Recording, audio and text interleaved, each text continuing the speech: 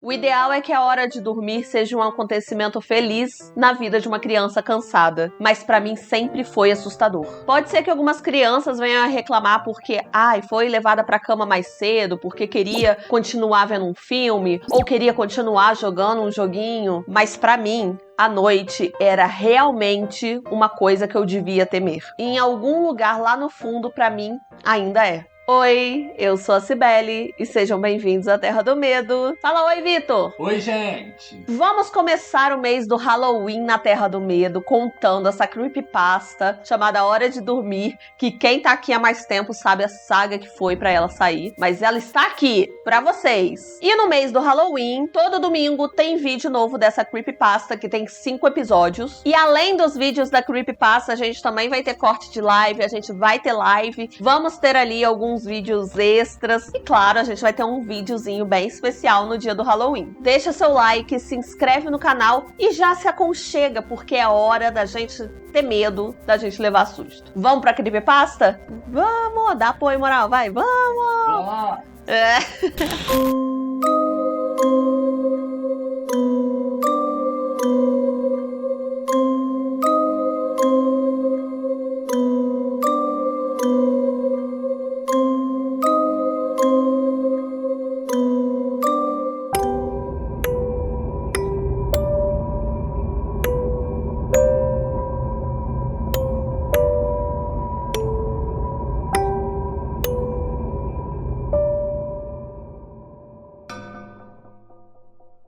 Como alguém com formação em ciências, eu digo pra vocês que não tem como eu provar que o que eu passei foi realmente real, assim, que realmente aconteceu, mas eu posso falar pra vocês que foi genuinamente assustador. É um medo que, sinceramente, eu nunca senti em toda a minha vida. E agora eu vou contar pra vocês da melhor forma que eu consigo. Façam com essa história, com esse relato o que vocês quiserem. Eu sei que pra mim vai ser um desabafo tirar isso do meu peito. Eu não me lembro exatamente quando isso começou, mas que eu me lembro, tudo começou quando eu fui transferida pro quarto do meu irmão. Eu tinha 8 anos na época, e como é compreensível pra um menino 5 anos mais velho do que eu, o meu irmão começou a desejar ali ter seu quarto próprio. Por conta disso, eu fui mandada para o quarto dos fundos. Era um quarto pequeno, estreito, mas estranhamente alongado. Era o suficiente para caber a minha cama e 2 cômodas no máximo. E assim, eu não podia reclamar muito porque, mesmo naquela idade, eu já entendia que meus pais não tinham uma casa muito grande, era o que eles podiam me proporcionar ali. E outra, minha família sempre foi muito carinhosa, muito atenciosa comigo, então eu sempre fui muito compreensiva com eles. Foi uma infância muito feliz, mas só durante o dia. O quarto tinha uma janela solitária que dava para o nosso jardim dos fundos. Nada muito fora do comum, mas mesmo durante o dia, parecia que a luz quase não entrava naquele quarto. O meu irmão acabou ganhando uma cama nova pro quarto dele. Eu herdei a nossa beliche que a gente dormia junto. Eu fiquei muito chateada de estar dormindo sozinha, fiquei. Só que ao mesmo tempo, eu tava feliz porque eu ia finalmente poder dormir na beliche de cima. Porque pra mim, dormir na beliche de cima sempre foi muito mais aventureiro. Desde a primeira vez que eu dormi lá, a primeira noite, eu já comecei a sentir uma sensação de desconforto. Eu deitei no beliche de cima e de lá eu podia ver minhas bonecas, os meus carrinhos espalhados pelo carpete verde. Enquanto eu tava olhando para os meus brinquedos e imaginando várias lutas, várias brincadeiras entre eles, o meu olho começou a ser atraído pro beliche de baixo. Como se eu tivesse visto alguma coisa pelo meu canto de olho, mas era alguma coisa que não queria ser vista. O beliche tava vazio, tava impecavelmente arrumado, com lençol azul por cima, 2 travesseiros brancos bem ali na ponta, tava tudo normal. Fora que eu tava ouvindo o barulho da TV vindo por debaixo da minha porta. Eu sabia que os meus pais estavam acordados e isso me dava uma sensação de que eu estava protegida de alguma forma, até que eu adormeci. Quando você acorda de um sono profundo, com alguma coisa se mexendo ali perto de você, não adianta. Demora alguns minutos, alguns segundos para você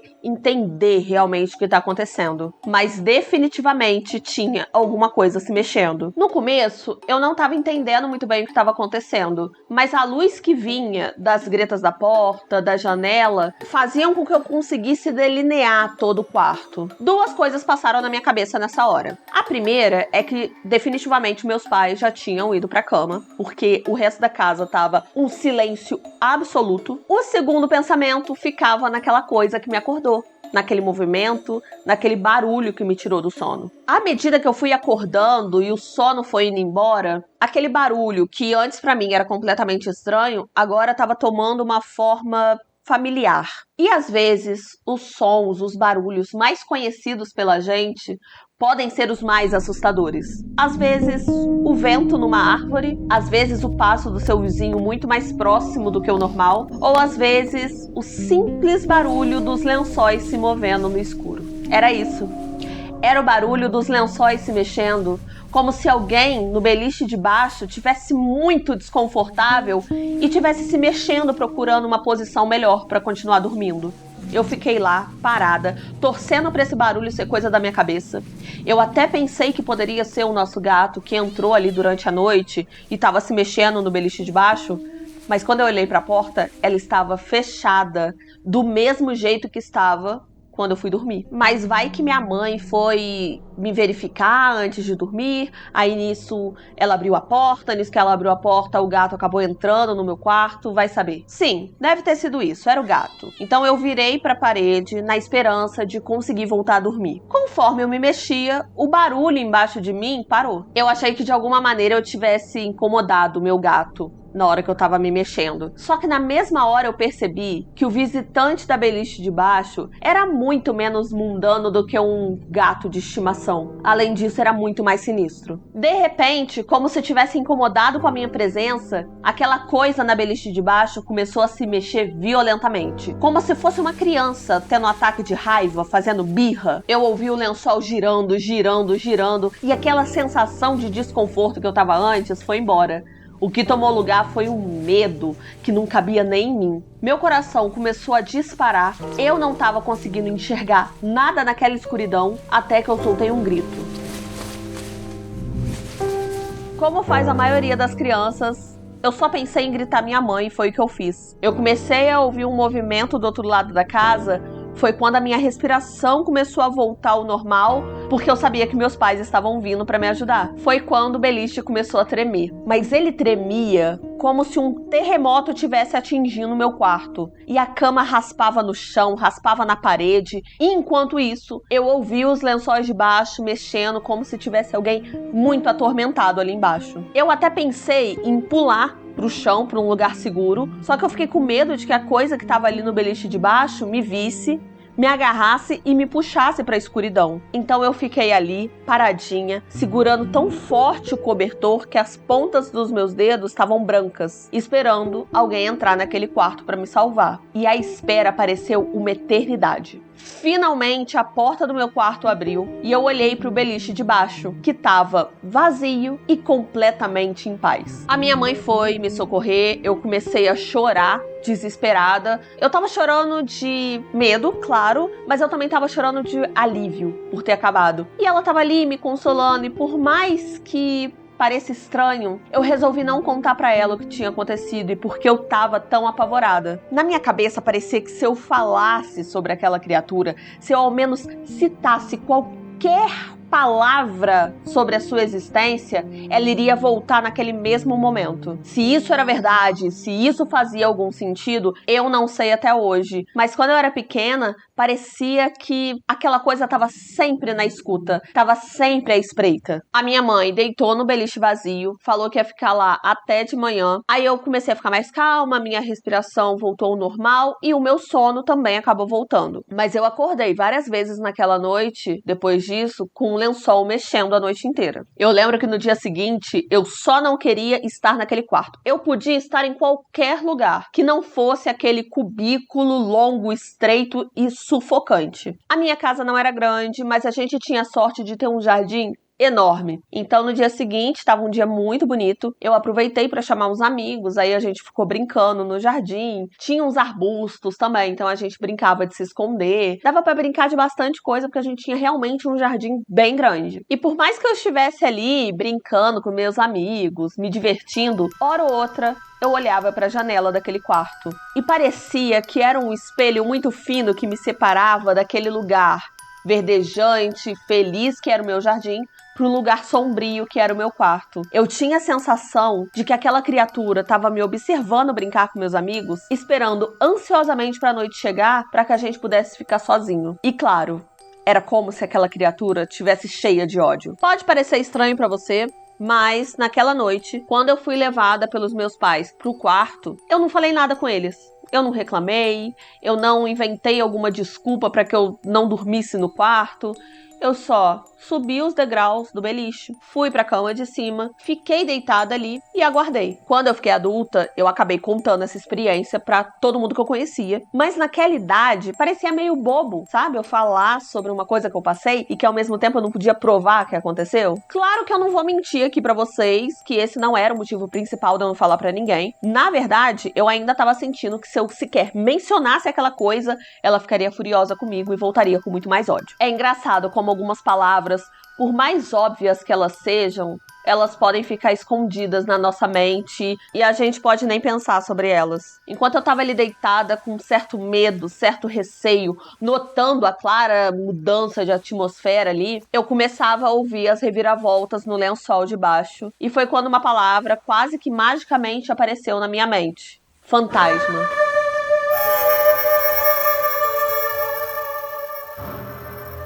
E assim que esse pensamento veio à minha cabeça, parecia que o visitante da beliche de baixo parou de se mexer. Os lençóis da cama de baixo tinham parado, eles estavam calmos, mas aquela calmaria foi substituída por alguma coisa muito mais hedionda, muito mais assustador. Uma respiração lenta e rítmica começou a escapar da coisa ali de baixo.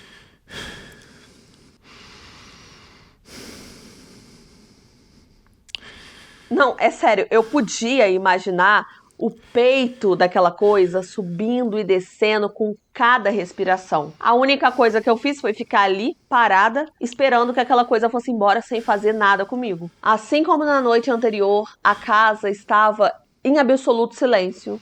Tudo estava completamente escuro. O silêncio continuava, exceto pela respiração do meu visitante do beliche de baixo, que não parava. E eu só tava torcendo para aquilo ir embora. Eu só torcia para aquilo me deixar em paz. Afinal, o que aquilo queria comigo? Até que alguma coisa inconfundivelmente assustadora aconteceu. Aquilo se mexeu. E se mexeu de uma forma completamente diferente de antes. A forma que se mexia antes parecia uma coisa meio animalesca, sabe? Sem propósito nenhum. Só que aquela hora, aquela mexida, parecia que foi proposital, que foi uma consciência, foi pensado. E parecia que a intenção era só me assustar, até que aquela coisa se sentou calmamente. A respiração, que ainda estava difícil, estava mais forte. Mas é claro, porque a única coisa que separava a gente agora era um colchão fino e algumas ripas de madeira. Eu fiquei ali com os olhos cheios de lágrimas, sentindo um medo que, sinceramente, eu não consigo botar em palavras pra vocês. E eu pensava que esse era o máximo de medo que eu conseguiria sentir.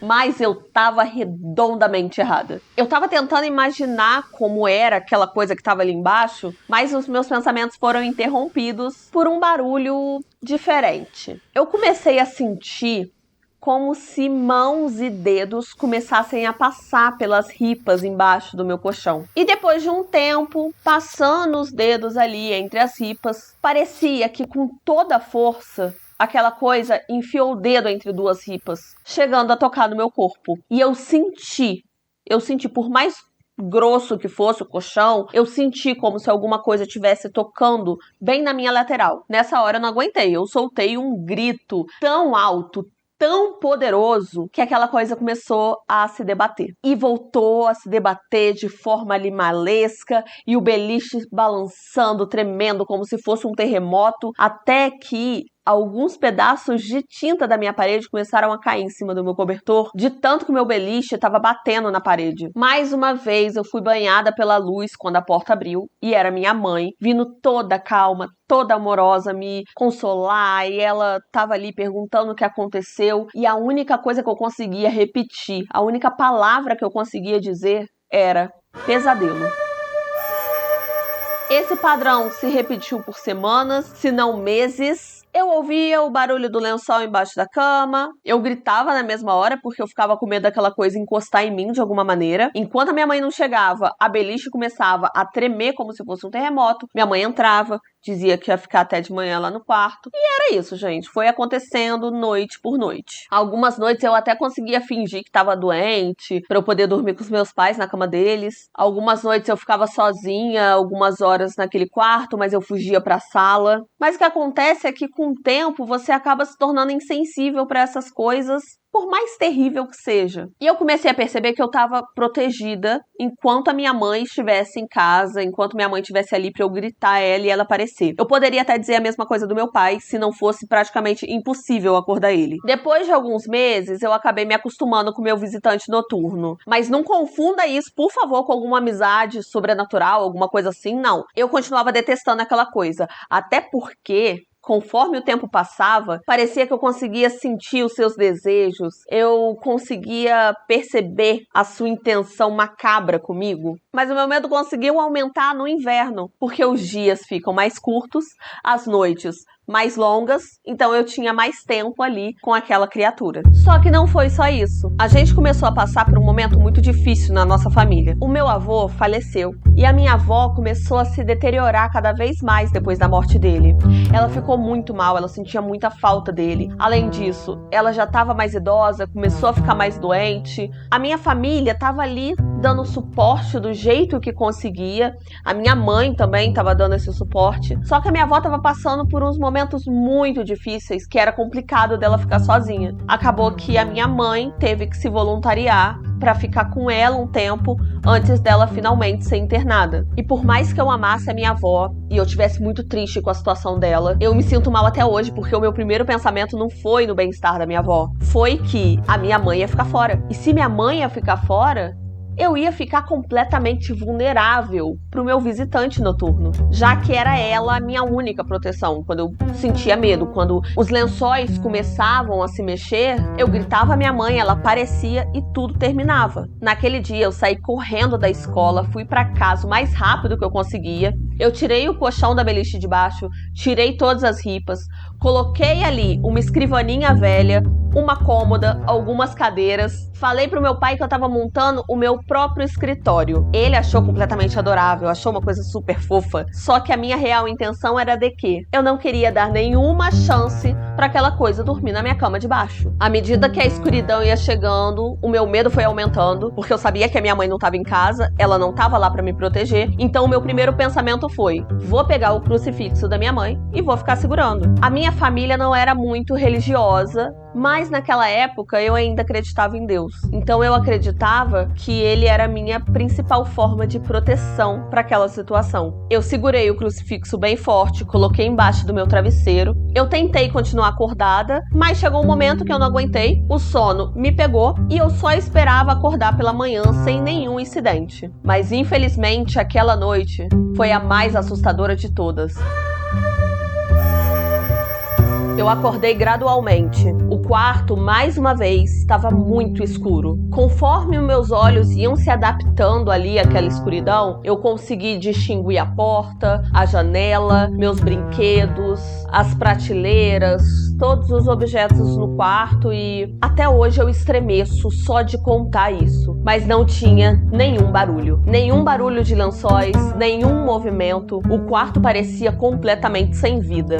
Sem vida, mas não vazio. O meu visitante noturno noturno, aquela coisa cheia de ódio, cheia de maldade, não tava mais na cama de baixo. Tava do meu lado, na minha cama. Eu até abri a boca pra gritar, mas nada saía. O meu próprio pavor abafou o som da minha voz. Eu tentei ficar completamente imóvel, porque já que eu não podia gritar, eu preferia que aquela coisa não soubesse que eu tava acordada. Eu ainda não tinha visto, só sentido. Aquilo tava bem abaixo do meu cobertor. Eu podia ver a forma, as ondas que o corpo daquela coisa fazia. O peso daquela coisa tava em cima de mim. E isso é uma coisa que eu nunca vou esquecer. Quando eu digo que horas se passaram, acredite ou não, eu não tô exagerando. Naquele momento eu só fiquei ali deitada, parada, e eu era a garotinha mais assustada do mundo. Se fosse uma noite de verão, o sol já teria nascido. Só que como era uma noite de inverno, ainda faltavam horas para o sol nascer. E só esse que eu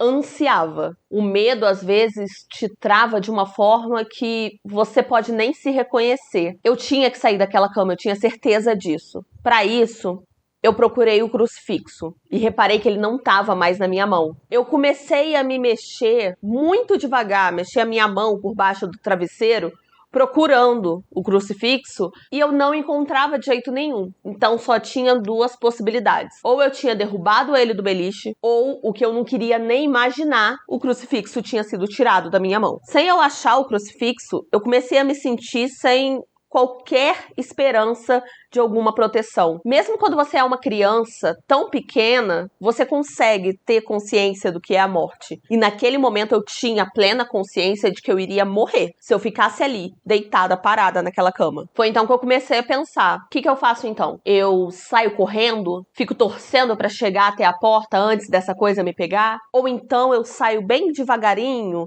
na esperança dela nem perceber que eu tava saindo da cama? Percebendo que quando eu me mexi para procurar o crucifixo, essa coisa não se mexeu, ficou completamente parada, na minha cabeça começaram a passar várias coisas. E se aquilo estivesse dormindo? Quando eu acordei, ele nem respirava. Talvez estivesse descansando, pensando que finalmente tinha me pegado, que eu tava ali em pleno alcance. Ou então, tava brincando comigo. Porque foram várias e várias noites fazendo a mesma coisa. E agora, comigo, exatamente embaixo daquilo, aquilo sabendo que a minha mãe não tava em casa pra me proteger, e eu não tinha pra onde correr, talvez ele tivesse segurando a sua vitória ali pra saborear essa vitória até o último minuto, sabe? Como um animal selvagem saboreando a sua presa. Eu tava tentando respirar o mais calma possível pra não mexer, pra não fazer nenhum barulho, nada que pudesse acordar aquela criatura. Então eu coloquei a minha mão pra fora do cobertor e fui mexendo lentamente. Na hora que eu coloquei a mão naquilo, eu não vi, mas eu senti o que era